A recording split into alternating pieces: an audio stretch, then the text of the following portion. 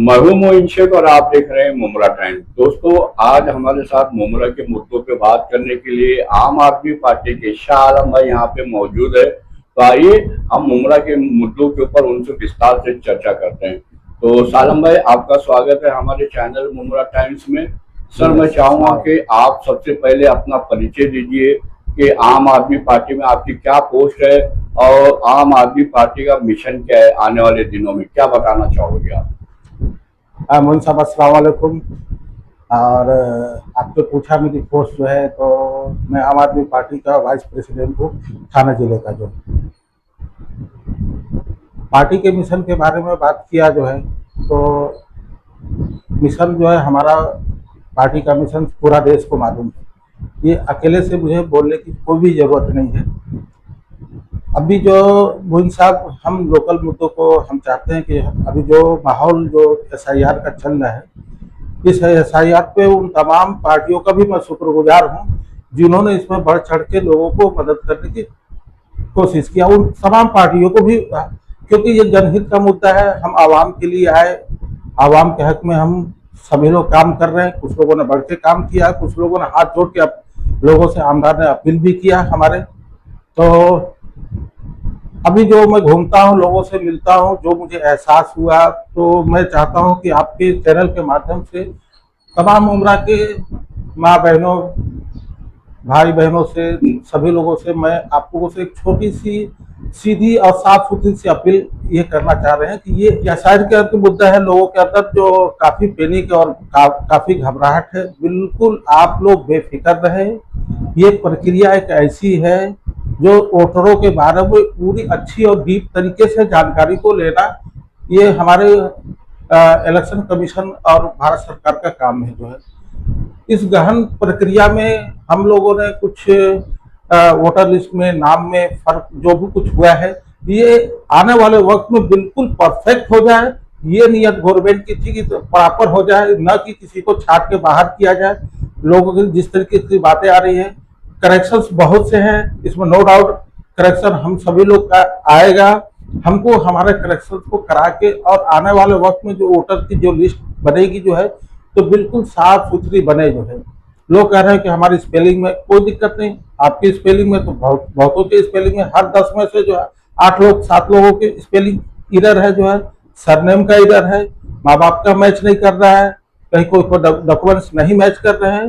तो SIR के तहत जो है आपके सही तरीके से मैचिंग हो जाए, ये यहाँ पे जो है ये कोशिश की जा रही है।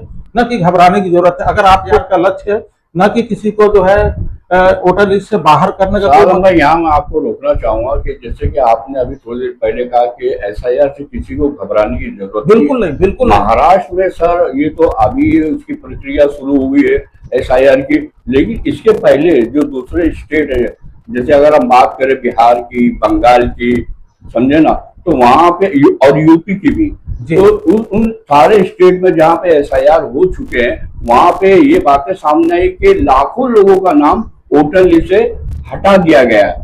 आप बहुत सारी खबरें भी चली थी उसको लेकर। लोग जो है काफी चिंतित है, परेशान है SIR को लेकर। और सबसे बड़ी दिक्कत ये है कि यहाँ पे जिन लोगों का SIR में मैपिंग का प्रोसीजर हो गया है, लेकिन वो जब अपने BLO को फॉर्म लेने के लिए जब फोन कर रहे हैं, तो BLO फोन नहीं उठा रहे।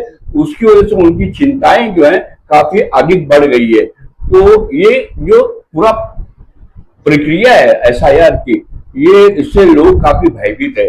तो आप क्या कहना चाहेंगे इस मामले में? मैं बिल्कुल अच्छा मुद्दा, वाकई जो है कम वक्त दिया गया है BLO को हमारे, और हम ये चाहते हैं कि BLO को इतना वक्त दिया जाए। इलेक्शन कमीशन से ये हमारी अपील रहेगी जो है कि इतना बड़ा 9 करोड़ का वोटर और एक BLO के पास जो 2-2 हजार 2,500 फॉर्म है, उसको दिया गया है कि तुमको करके 1 महीने के अंदर निपटाना है। ऐसी स्थिति में जो है BLO भी परेशान, वोटर अलग पैनिक होकर जो है, तो ये पैनिक का माहौल जो शॉर्ट टर्म दिया गया है, इसकी वजह से खासतौर से मैं ये समझता हूँ बहुत ज्यादा पैनिक है कि हम सही हो के भी हमारा हमारे BLO के पास इतना वक्त नहीं है। वो भी बेचारे परेशान है, वो करना भी चाह रहे हैं, लेकिन उनको टारगेट 2,500 का उनको पूरा भी करना है, वह इतनी की शॉर्टेज है, किसका करेक्शन करे किसका सही करे वो, तो वो बेचारे अगर बीएलओ की जगह कोई रह के देखे जो है तो हमको तो इलेक्शन कमीशन से या सभी लोगों को, पूरा महाराष्ट्र को सभी लोगों को मांग करनी चाहिए जो है, सर प्रोसीजर आपका वेलकम, हम आपके वोटर में जितना भी होगा जो भी हम सर अपने साक्ष्य देने को तैयार है, लेकिन मुझे समय दिया जाए और हमारे बीएलओ को भी इतना समय दिया जाए कि वो एक दिन में ज्यादा से ज्यादा अगर कोई बीएलओ सही तरीके से करेगा 25 से 50 कर सकता है जो, और 25 से 50 का मतलब बताइए कि अगर एवरेज पकड़ा जाए तो ज्यादा ज्यादा जो 1200 1000 1200 तक जाते जाते, लेकिन एक एक बीएलओ के पास 2,500 है, 2,000 से ऊपर है जो है। आप अब बताइए जो है कि वो दिन भर अपनी ड्यूटी करे, वो खाएगा या वो मतदाताओं को संतुष्ट करेगा, इधर वोटर हैरान परेशान है। तो हमारी तो इलेक्शन कमीशन से ये मांग है जो है, और मुझे उम्मीद है कि ऐसी स्थिति को देखते हुए इलेक्शन कमीशन आने वाले वक्त में समय जरूर बढ़ाएगा जो है। और सारंग भाई, एक बात मैं और आपको मतलब बताना चाहता हूँ कि एसआईआर को लेकर सोशल मीडिया पे बहुत सारी खबरें चल रही है, जिसमें ये का बताया जा रहा है कि जिन लोगों के नाम मतलब एसआईआर से मतलब में नहीं आएगा, वोटर लिस्ट में उनका नाम नहीं आएगा, तो उनको मतलब डिटेक्शन सेंटर में डाल दिया जाएगा, उनको मतलब देश निकाला कर दिया जाएगा। ये भी बातें सोशल मीडिया पे चल रही है। तो क्या एसआईआर में नाम अगर किसी का नहीं आता है तो उसको मुल्क से बाहर कर दिया जाएगा या फिर डिटेक्शन सेंटर में डाल दिया जाएगा? ये जो अफवाहें चल रही है सोशल मीडिया पे, इस पे आपका क्या कहना है? मोहन साहब, सवाल यही जो है बहुत अच्छा सवाल आपने किया है, काफी भयभीत है। हाँ, ये जो सवाल है वाकई जो है सरकार के लिए भी और आवाम के लिए, दोनों के लिए एक सवाल है। ये सरकार के लिए भी सवाल है कि किसको रखा जाए किसको निकाला जाए जो है, ये उनके लिए बहुत बड़ा सवाल है जो है। इतना आसान नहीं है जो है कि अभी देखिए जो है, अभी पश्चिम बंगाल में जो एसआईआर हुआ, बिहार में हुआ, यहाँ पे साथ साथ इतने लोग जो है अभी मतलब करोड़ों में संख्या जारी है, तो वहां पे किसी को निकाला तो गया नहीं। आप महाराष्ट्र में है तो आप सोच रहे हैं कि मेरे साथ हुआ तो मुझे निकाल दिया जाएगा। अरे अभी एसआईआर कंप्लीट हुआ है, अभी उसको ऊपर जो है विचार विमर्श होना बाकी है, और उसके ऊपर विचार विमर्श करके किसके स्पेलिंग में करेक्शन है या माँ बाप में करेक्शन है, तो इलेक्शन कमीशन अपना प्रोसेस कर रही है।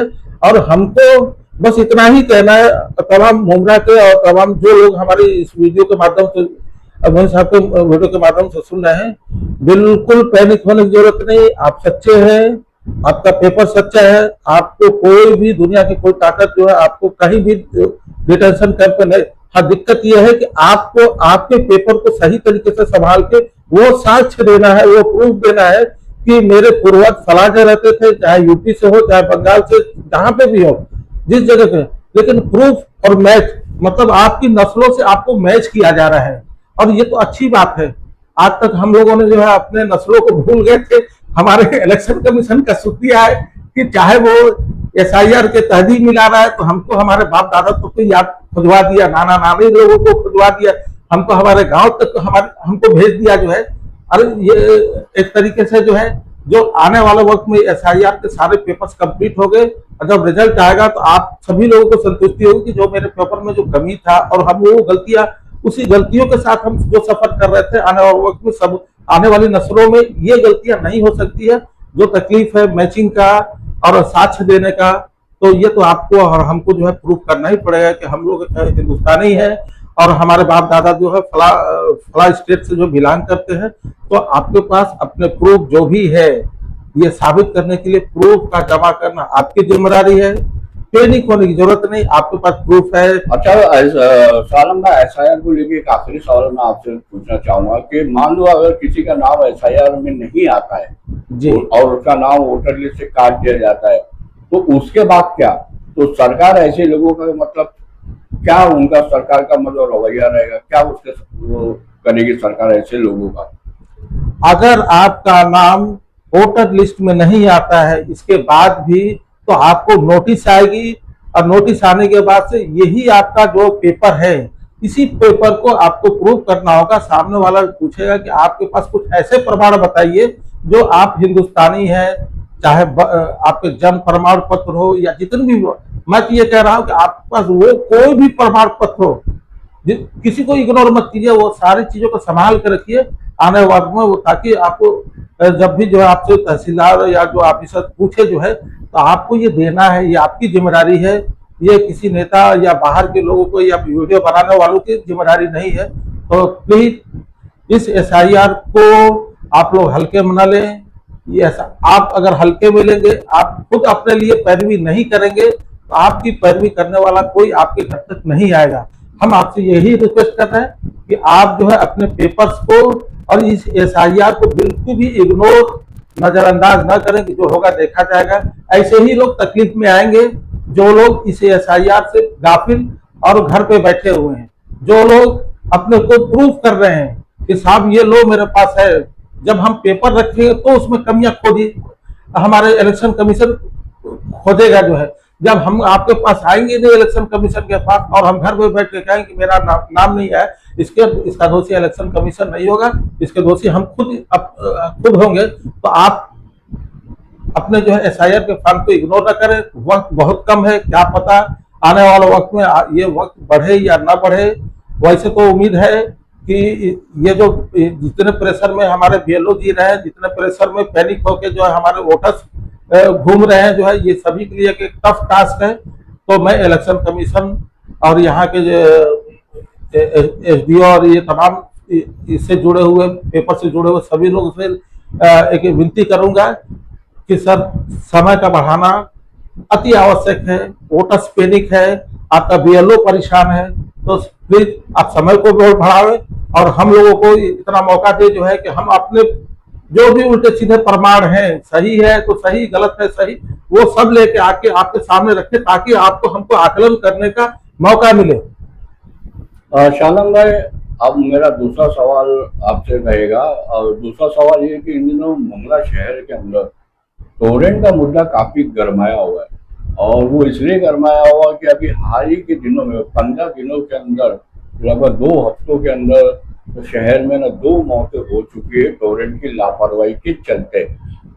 पहला मामला जो सामने आया था वो कौसा कादर पैलेस का था, जहाँ पे एक 17 वर्षीय जो युवती थी आलिया जिसका नाम था, उसको भी टोरेंट की लापरवाही के कारण करंट लगने से उस बच्ची की मौत हो गई थी। वो मामला भी काफी ज्यादा मतलब सोशल मीडिया में छाया रहा। उसको लेके ना धरना प्रदर्शन हुआ, कैंडल मार्च भी निकाला गया आईडीपीआई पार्टी की तरफ से। लेकिन उसके ठीक दूसरे हफ्ते के अंदर भी एक और मामला सामने आता है। वो मुमरा अमृतनगर दरगाह गली में जो कब्रिस्तान है, वहां पे एक करीम नामी व्यक्ति की 30 से 35 साल की उसकी आयु होगी, उसकी भी करंट लगने से मौत हो जाती है। तो ये 2 मामले जो सामने आए टोरेंट की लापरवाही के, जिसके कारण 2 लोगों की अब तक का जाने जा चुकी है, इसको लेके भी शहर में काफी गर्मा गर्मी हो रही है इस मामले को लेके। इसको आप कैसे देखते हैं, जो टोरेंट की लापरवाही जो सामने आ रही है और ये जो लगातार मौतें हो रही है टोरेंट की लापरवाही के चलते, इस पे आपकी क्या प्रतिक्रिया है? जी मोहन साहब, इस शहर में 2 मौतें हुई जो है, ये हम नहीं मानते कि जो है शहर के किसी इंसान का, वो किसी का भाई होगा, किसी का बेटा होगा, जो गई उसका नॉन रिफंड मतलब इसकी भरपाई कहीं से भी नहीं होती। इस बात का बहुत अफसोस और इस बात का हमको सदमा भी है कि ये जो मौत हुई जो है, अल्लाह उनके घर वालों को सब्र अता फरमावे, मरहूम को जो है जन्नतुल फिरदौस में जगह अता फरमावे। और दूसरी बात है, आपने कहा कि जो है कि टोरेंट की वजह से हालात पे मैंने भी आपके वीडियो और तमाम लोगों के वीडियो देखे जो है, मैंने ये एनालिसिस किया जो है कि जो मीटर रूम है वो उस लेवल पे था जो है, ग्राउंड लेवल से नीचे का था जो है, और वहां पे पानी की भरनी आ चुकी थी। जहां पे भी पानी की भरनी आ रही है, और मीटर रूम हो चाहे कोई भी चीज जो है, पानी अगर भरनी और के संपर्क में आएगा तो हादसे होने के चांसेस वहां पे बढ़ जाते हैं जो है। तो हमारी भी ये जिम्मेदारी है कि हम ऐसी जगह मीटर्स को न इंस्टॉल करवाएं, हमको उनको प्रॉपर जगह दे ताकि ऊंचाई जगह पे। दूसरी बात है, हम मोटर भी नीचे इंस्टॉल कर देते लीकेज का, तो जो लीकेज के जो चांसेस आते हैं, तो अब चूंकि जो है हादसे हुए हैं तो चर्चा हो रही है जो है, लेकिन इसका दूर करने का सोल्यूशन, दोबारा हमारे वहां पे ऐसी मौतें न हो, उसकी वजह क्या है, जहां जहां भी ग्राउंड लेवल से नीचे के मीटर है, तो मैं तो ये सजेस्ट करूंगा कि उनको जगह दे और उसको रिप्लेस करे तुरंत जो है, ताकि वो आपका कहने का मतलब ये कि बारिश के दिनों में जहाँ मतलब जो निचले इलाके हैं जहाँ पे पानी भर जाता है यस, और बिल्कुल, वहीं पे मीटर बॉक्स होता है, केबिन होता है हाँ, सोसाइटी का, या सोसाइटी का उसको ऊपर मतलब दूसरी जगह पे पानी की पहुंच से ऊपर करना हम चाहिए। कितना ऊपर होना चाहिए। ऑलरेडी जो रोड पे 2-2, 3-3 फुट का अगर पानी लग रहा है, आपने नोटिस ये किया तो होगा। ठीक है, लेकिन ये जो वायर वगैरह इधर उधर खुले पड़े रहते हैं उसका क्या, ये तो लापरवाही है ना टूरेंट वाले नहीं, की। वायर तो नीचे से जो बहुत से अंडरग्राउंड केबल वगैरह, ओवरहेड और अंडरग्राउंड, ये दो केबल के प्रोसेस होता है, हाँ। तो नीचे से तो जाने का तो है ही है। अंडरग्राउंड केबल को तो आसमान से नहीं जाए, वरना हाँ। तो उसको ओवरहेड कहा जाएगा। हाँ। हाँ, ये आने वाले वक्त में ये दिक्कत ना हो, तो जो भी जंक्शन बॉक्स है, चाहे केबल्स वगैरह है, इनकी प्रॉपर चेकिंग होनी चाहिए। दूसरी बात है कि ये जो भी ग्राउंड लेवल से नीचे का तो छोड़िए, ग्राउंड लेवल तक भी लगा, अगर मीटर रूम है, वो अगर कोई भी सोसाइटी को सब लोग हमारे आपके माध्यम से मैं बोल रहा हूँ, अगर आपका केबिन ग्राउंड रोड के लेवल में अगर आपकी केबिन है, तो ये आप जान लीजिए कि आप आने वाले वक्त में कभी भी बारिश का कोई ठिकाना नहीं, कभी भी भरनी आएगी तो कहीं से भी छोटा सा भी लीकेज बहुत छोटा होता है, लीकेज जो वर्ड होता है, पानी का लीकेज हो गया, करंट का लीकेज हो गया, तो ये आपदाओं के समय ये आपको सुरक्षित नहीं रखेगा। तो आप अपने केबिन को हमेशा वाटर लेवल से कम 3 फुट ऊपर रखिए, क्योंकि हमेशा अभी देखिए यहाँ पे आपने जो देखा सिलफाटा के पास जो किस तरीके से पानी लगा, लगता है कि हम लोग तालाब में घूम रहे हैं। हम लोग एक बार गाड़ी लेकर, मेरा तीसरा सवाल यही था शालम भाई, ये हर साल जो सिलफाटा परिसर के अंदर, सिलफाटा हो गया, कल्याण फाटा हो गया, यहाँ अगर थोड़ी भी तेज अगर बारिश होती है, मूसलाधार बारिश होती है, तो वहाँ ऐसा देखने में आता है कि पानी इतना भर जाता है कि ऐसा लगता है कि पूरा शहर जो है नाले और तालाब में तब्दील हो गया है।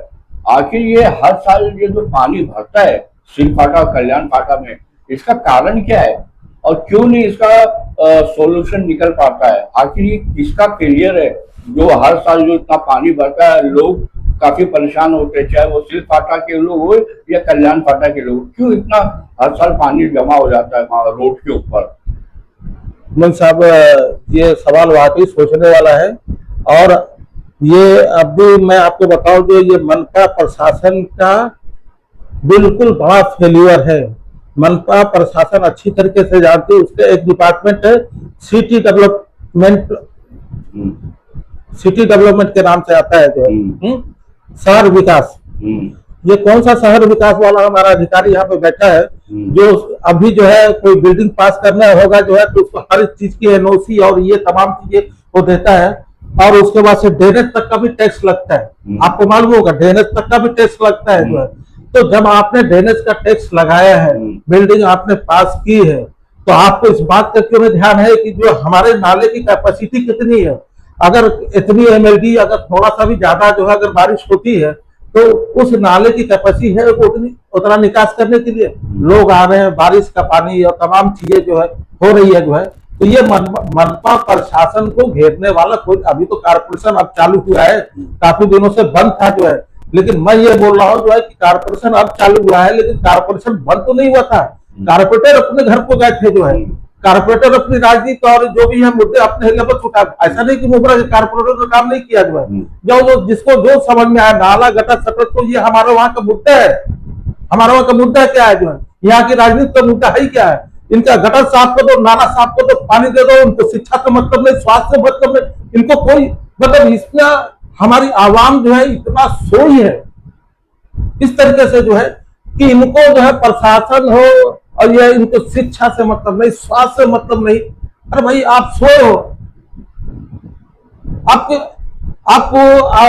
आपको कौन जगाने वाला है? कौन आएगा आपके घर पे अपने बच्चों को कहेगा चलो तुम्हारी दवा कर देते, चलो तुम्हारे बच्चों को पढ़ा देते हैं जो है? अरे आप नहीं जागरूक होंगे तो जो है प्रशासन की क्यों गलती देते हैं जो है? और प्रशासन को तो मौका ढूंढ रहा है जो है। आप फंड मांगने जाते नहीं हो, आप अपने मुद्दों को उठाते नहीं हो कारपोरेशन में। अब यहाँ पे जो बिल्डिंग पास धड़ाधड़ बिल्डिंग, यहाँ से कल्याण फाटे तो बिल्डिंग पास हो रही है, नाला का टैक्स लग रहा है, ओसी ये वो तमाम चीजें हो रही है। क्या ये जो ये अपना शहर विकास जो है सोया पड़ा है कि इतनी आबादी आने के बाद इतना अगर पानी की इतनी एमएलडी बारिश होगी जो, तो ये बारिश की निकासी कैसी होगी? वो बाबा आदम के जमाने का वो निकासी बनाए हुए है, तो आबादी और मौसम का उनको आपदा का पता ही नहीं है जो है। आने वाला अभी चूंकि हमारे एक भी कारपोरेटर नहीं, हम अंदर नहीं है, लेकिन हमारे जो कारपोरेटर अंदर गए हैं तो उनको इस बात को उठाना चाहिए जो है। जाके जो है सिर्फ बर्थडे का केक काटो और सेलिब्रेशन के मोड में से निकलिए आप लोग जो है। मुमरा के साथ क्या अत्याचार हो रहा है जो है, आप लोगों की ये जिम्मेदारी है। हम बाहर से अब आपको आवाज दे रहे हैं जो है, ये हर मुद्दों में आप लोग एकदम शांत बैठे हैं। अरे ये मुमरा सेलिब्रेशन का देश बन गया पूरा जो है। यहाँ मुद्दा नहीं है, मुद्दों का शहर है एक्चुअली, मुमरा नहीं है, मुद्दों का शहर बन गया। यहाँ इमाम और उसके बाद से बड़ी बड़ी महफिलें सजाई जा रही। अरे यहाँ से ज्यादा महफिल कहीं नहीं सस्ती होगी, यहाँ से ज्यादा सेलिब्रेशन किसी भी जगह पर नहीं होता होगा जो है। शालम भाई, आपका बहुत बहुत शुक्रिया, आपने अपना कीमती समय दिया। एक मोहन साहब, एक बात और भी मैं आपको बताना चाह रहा हूँ। मेरी औकात कुछ नहीं है और मैं भी कुछ नहीं हूँ, लेकिन हमारी पार्टी का विजन और मिशन, हम रहे अरविंद जी रहे या न रहे, ये मिटना और खत्म होने वाला नहीं है। आम आदमी पार्टी मुमरा में पहले भी थी और आज भी है और इंशाल्लाह कल भी रहेगी, साल हम रहे चाहे न रहे, ये पद रहे चाहे न रहे, मुद्दा जिंदा रहेगा। क्योंकि हमारी पार्टी मुद्दों से जिंदा, आदमी से जीवित नहीं है जो है, मुद्दों से जिंदा है। हमें उम्मीद है कि आने वाले वक्त में यहाँ से कोई न कोई हमसे बेहतर, वो कहते ना 313 पूरी दुनिया में छा गए जो है।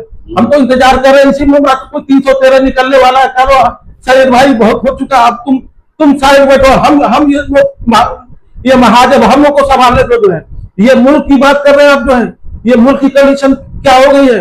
अरे मेरे को बोलने में और मैं सोचता हूँ तो मेरे अंदर, अरे ये मेरे को जो है ना, ये एसआईआर से ज्यादा हमको जो है बिल्कुल खौफ नहीं लगता है जो है।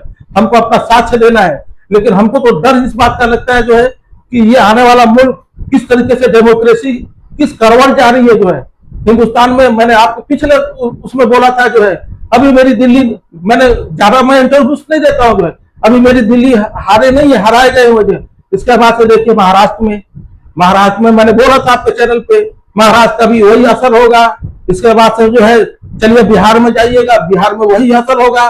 उसके बाद से मैंने बोला कि बंगाल में वही होगा। जो मैंने बोला आपके चैनल पे वो सब हुआ। अब ये दौर नेताओं का खत्म हो चुका है। ये लोग जो है ना, ये नाला गटर सटर की जो बात करते हैं ना, मैं तो इन मुद्दों को गिनता भी नहीं जो है।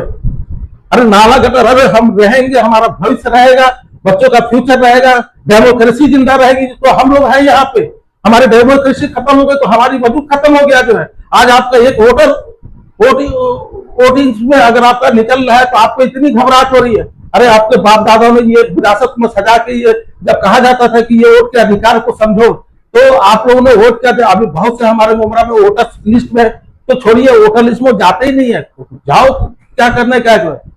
तो मैं तमाम मुमरा के लोगों से ये बोलूंगा जो है, अभी नहीं तो कभी नहीं, ये डेमोक्रेसी वेंटिलेटर पे चली गई है, वेंटिलेटर। और हमारे जैसे और ये जितने जो नेता हैं जिनको आप नेता मान रहे हो, हम किसी को नेता मानते ही नहीं है। सबसे हुंकार भरने वाला नेता कौन था? लालू प्रसाद यादव। आज कहां पे? जीरो। महाराष्ट्र में एक वर्ड बोल के जो पूरे महाराष्ट्र को चक्का जाम कराने के जिसको खिताब मिला था, वो कहाँ है? बाला साहब ठाकरे। बाला साहब ठाकरे, मैं बहुत सम्मान करता हूँ, उन्होंने मराठियों के लिए बहुत कुछ किया। लेकिन आज उनके वंशज और उनके हालात जिस तरीके से जो है, MP MLA, अरे मैं क्यों चुनाव लड़ने जाऊं? डर लगता है कि हम जो कारपोरेटर जिताएंगे हमारे कारपोरेटर खरीद लिए जाएंगे, MLA जिताऊंगा MLA खरीद लिए जाएंगे। अरे ये डेमोक्रेसी है। पहले लोग छुप के ढक छुप के जो है बुराई करते थे जो है, अब खुलेआम बुराइयां हो रही है जो है। देखा आप महसूस कर रहे हैं कि नहीं महसूस कर रहे हैं? बिल्कुल। किस तरीके से कोई चुनाव लड़ेगा, कौन नेता करेगा? अब यहाँ पे विपक्ष खत्म हो चुका है। मैं महसूस कर रहा हूँ विपक्ष नाम की कोई चीज रह नहीं गई है। हाँ, बस ये है, अभी जिंदा है हम लोग। हमारे संजय भैया जो है शिक्षा के नाम पे, अभी नीट में जो आप लोग के चैनल के माध्यम से मैं बोल रहा हूँ, हम लोग की औकात ना मेरी औकात तो 2 कौड़ी के नहीं है, लेकिन फिर भी आपके मुद्दों को आपकी आम आदमी पार्टी जो है संसद में 20 तारीख को उठाने जा रही है। सफल होगा नहीं सफल होगा वो मुझे नहीं पता, लेकिन आपके मुद्दे पार्लियामेंट में उठने जा रहे हैं 20 तारीख को। लोग धरने पे बैठ रहे हैं।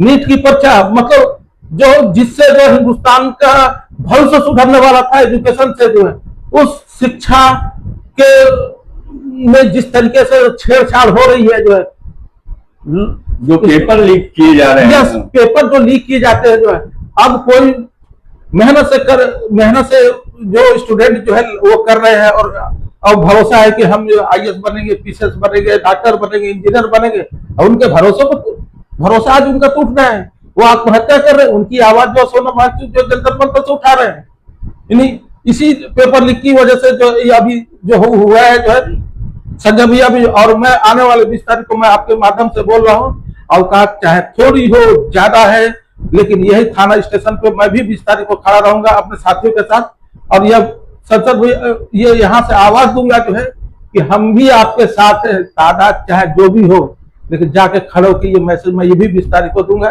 कि हम उन बच्चों के साथ हैं, बच्चों के भविष्य से खिलवाड़ न किया जाए, इनकी चीजों को सही तरीके से मान्य किया जाए ताकि हिंदुस्तान में शिक्षा का वजूद खत्म न हो। बहुत बहुत शुक्रिया आपका शालम भाई, आपने हमसे बात की और शहर के अनेक मुद्दों पे विस्तार से अपनी प्रतिक्रिया रखी, उसके लिए बहुत बहुत आपका धन्यवाद। शुक्रिया। वालेकुम सलाम।